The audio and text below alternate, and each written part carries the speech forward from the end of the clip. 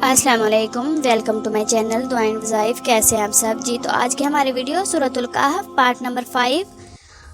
आज की वीडियो में हम सूरतुल कहफ का आयत नंबर 90 से तर्जमा पढ़ेंगे। बात यही है और जो कुछ इसके पास था सबको हमारा इल्म मुहीत है। फिर एक समान के पीछे चला यहाँ तक कि जब दो पहाड़ों के बीच पहुँचा, उनसे इधर कुछ लोग पाए कि कोई बात समझते मालूम ना हुए थे।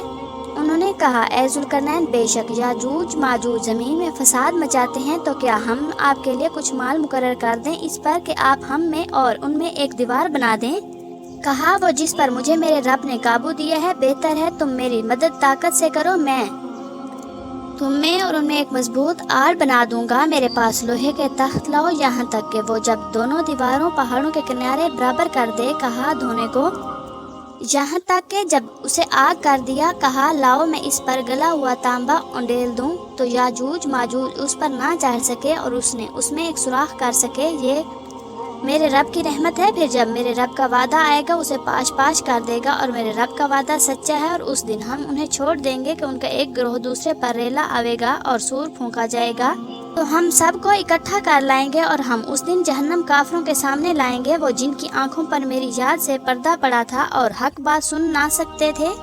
तो क्या काफिर ये समझते हैं कि मेरे बंदों को मेरे सिवा हिमायती बना लेंगे? बेशक हमने काफरों की मेहमानी को जहन्नुम तैयार कर रखी है। तुम फरमाओ, क्या हम तुम्हें बताएं कि सबसे बढ़कर नाकिस अमल किनके हैं? इनके जिनकी कोशिश दुनिया की जिंदगी में गुम हो गई और वो इस ख्याल में हैं कि हम अच्छा काम कर रहे हैं, और ये लोग जिन्होंने अपने रब की आयतें और उसका मिलना ना माना, तो उनका क्या धरा सब कारत है। तो हम उनके लिए क़यामत के दिन कोई तोल ना कायम करेंगे। यह इनका बदला है जहन्नम, इस पर कि उन्होंने कुफर किया और मेरी आयतों और मेरे रसूलों की हंसी उड़ाई। बेशक जो ईमान लाए और अच्छे काम के फिरदौस के बाग उनकी मेहमानी है, वो हमेशा इनमें रहेंगे, इनसे जगह बदलने ना चाहेंगे। तुम फरमा दो, अगर समंदर मेरे रब की बातों के लिए स्याही हो तो ज़रूर समंदर ख़त्म हो जाएगा और मेरे रब की बातें ख़त्म ना होंगी, अगर चाहम वैसी ही और इसकी मदद को ले आए। तुम फरमाओ, ज़ाहिरी सूरत बशरी में तो मैं तुम जैसा, मुझे वही आती है कि तुम्हारे माबूद एक ही माबूद है, जिसे अपने रब से मिलने की उम्मीद हो। उसे चाहते हैं कि नेक काम करें और अपने रब की बंदगी में किसी को शरीक ना करें। अल्लाह ताला हम सब मुसलमानों को एक अच्छा,